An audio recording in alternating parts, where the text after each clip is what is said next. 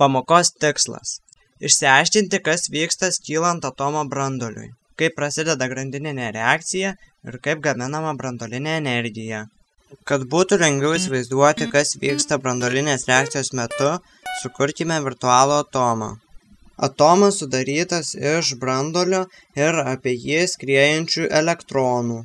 Kaip manote, ar šis atomo modelis teisingas? Juk kaip tik tokius ir matome pavaizduotus knygose ir vadovėliuose. Taip yra todėl, kad norint pagal mastelį sukurti atomo modelį, mums prireiktų viso futbolo stadiono, kurio viduryje būtų žirnio dydžio branduolys, o elektronai mažesni net už aguonos grūdelį skrietų ties paskutinėmis žiūrovų eilėmis. O visa kita erdvė tuščia. Labai svarbu suvokti tuos atstumus. Ypač kai kalbėsime apie grandininę reakciją. Palikime ramybėje elektronus ir keliaukime prie branduolio. Atomo branduolys sudarytas iš protonų, kurie turi teigiamą krūvį, ir neutronų, kurie krūvio neturi. Kyla klausimas. Jei teigiamai elektrintų protonų elektriniai laukai stumia vienas kitą, tai kaip jie laikosi branduolyje? Juos visus į centrą suspiečia stiprioji branduolinė sąveika. Kuo branduolys mažesnis, tuo dalelės laikosi stipriau. Taigi, didesnį branduolį lengviau suskaldyti, nes jis netoks stabilus. Pasirinkime atominėse elektrinėse naudojamą izotopą uranas 235. Jo branduolys sudarytas iš 92 protonų ir 143 neutronų. Kaip matote, neutronų skaičius viršija protonų skaičių. Jie padeda įveikti elektrinės stūmos jėgas tarp protonų. Bet šitam branduoliui ir to kiekio negana. Jis lyg didelis vandens lašas vos laikosi. Paleiskime į šį nestabilų branduolį neutroną ir pažiūrėkime, kas įvyks. Neutronas lengvai įsiskverbs į branduolį, nes jo neatstumia branduolio elektrinis laukas. Susidarys urano izotopas 236. Šis ims deformuotis ir prasidės skilimas.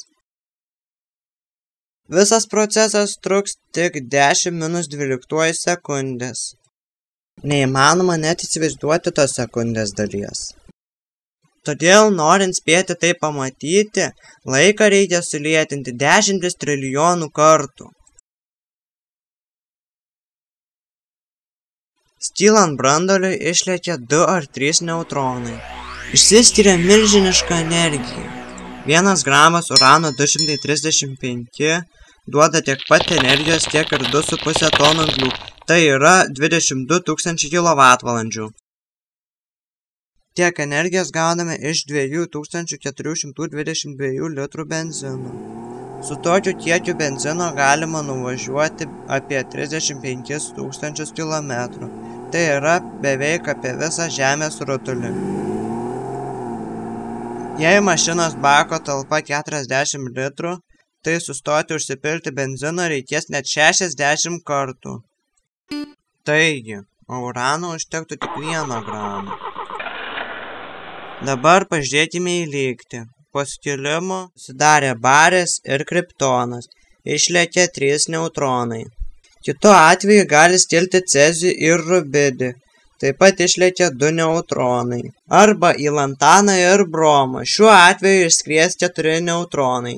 Gali būti ir kitokių branduolių porų, tačiau atominių skaičių suma visą laiką bus lygi 92. Visi urano skilimo produktai yra radioaktyvūs. Palyginkime radioaktyvų į bromą susidariusi po skilimo su dažniausiai pasitaikančiu bromo izotopu. Kaip matome, šis turi daugiau branduolio dalelių, kurios bėgant laikui karts nuo karto atitrūksta nuo branduolio ir išlekia. Taip išspinduliuojamos alfa dalelės.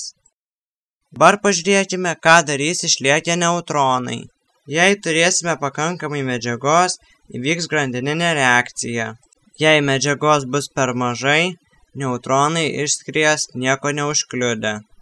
Norint išplėtoti skilimą, reikia žinoti kritinę kuro masę. Tai mažiausias medžiagos kiekis, kuriame gali įvykti grandininė reakcija. Ir ši masė nėra maža. Įsivaizduokite, kad smiltelės dydžio neutronai išskrieję iš vieno stadiono centro turi pataikyti į kitame stadiono centre esantį žirnio dydžio branduolį. Tiek reikės stadionų, kad smiltelė pataikytų į žirnį. Dar viena sąlyga.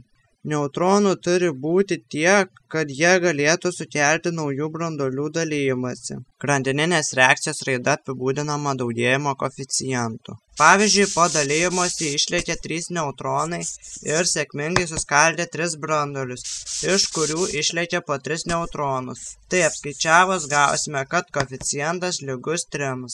Jei koeficientas didesnis už vienetą, tai reakcija didės ir baigsis branduoliniu sprogimu. Jei koeficientas lygus vienetui, tai reakcija vyksta vienoda sparta.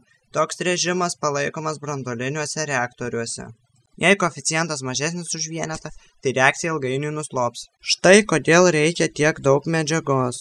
Rutulio formos urano 235 kritinė masė 20 kg. Kas nutinka, kai toks kiekis urano patenka į blogas rankas? Pagaminama atominė bomba. Ji sudaryta iš tuščiavidurės urano kulkos, kurios masė mažesnė už kritinę, ir ritinio formos taikinio, kurio masė taip pat mažesnė už kritinę. Dar reikia paprasto sprogstamojo užtaiso, kurį norimu laiku susprogdinus iššaunama kulka. Ši susijungusi su taikiniu virsta vienu kritinės masės gabalu.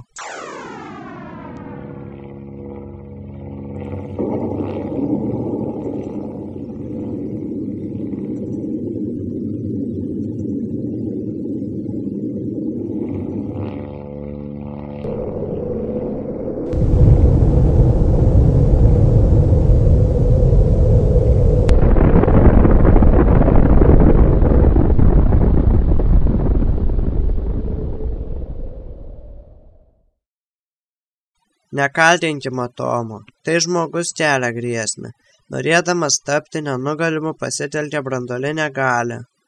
Gamta taiki, todėl ir gamtinėme urane urano izotopo 235 tinkama branduoliniai reakcijai vykti yra vos 0,7%. O didžiąją dalį užimantis urano izotopo 238 branduolys absorbuoja neutroną ir neskyla. Todėl reakcija nutrūksta. Tik po 2 beta skilimų urano izotopas 238 virsta plutoniu, kuris taip pat tinka branduolinėms reakcijoms vystyti. Atominėse elektrinėse dažniausiai naudojamas urano oksidas įsodrintas lygiai 2 ar 3% uranu 235. Milteliai supresuojami ir po terminio apdorojimo tampa tvirtomis tabletėmis. Jos sukraunamos į cirkonio lydinio strypus. Pasidarykime branduolinio reaktoriaus schemą. Kad nepasklistų radiacija, būtinas apsaugos barjeras. Sudėkime strypus su branduoliniu kuru. Erdvę tarp kuro strypų užpildykime lietikliu. Tam tiks sunkusis vanduo, berilis ar grafitas. Kad reaktorius neperkaistų, reikalingas aušalas. Tam naudojamas verdantis vanduo, skystas metalas, dujos arba išlydyta druska. Kad reakcija vyktų stabiliai, naudojami valdymo strypai iš kadmio ar boro. Priartinkime ir pamatysime, kaip reaktorius dirba. Skilus branduoliams iš kuro išlekia greitieji neutronai.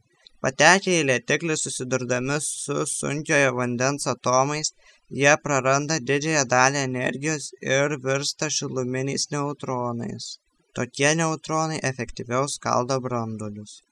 Jei neutronų susidaro daugiau, nuleidžiami valdymo strypai. Jie sugeria neutronų perteklių, kad reakcija vyktų vienoda sparta.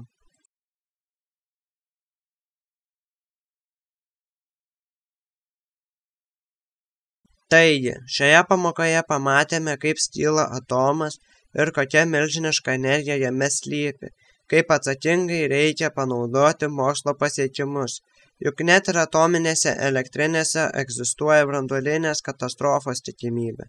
Būkime atsakingi.